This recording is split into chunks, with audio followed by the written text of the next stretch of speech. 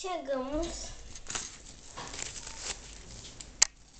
Olha que casa legal. Cozinha, lavanderia, sala, banheiro e o quarto. Aí ela aluga a casa das Polly. As Polly pagam aluguel. Então, essa é a casa. E ali tá a Polly que tá voltando de viagem. Ai, que legal. Ai, minha coroa tá caindo.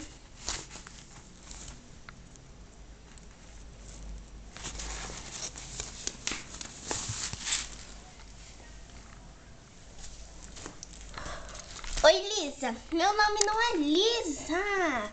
Como que é seu nome, então? Adivinha? Não. Ai, Megan Lily. Ah, tá. Continua.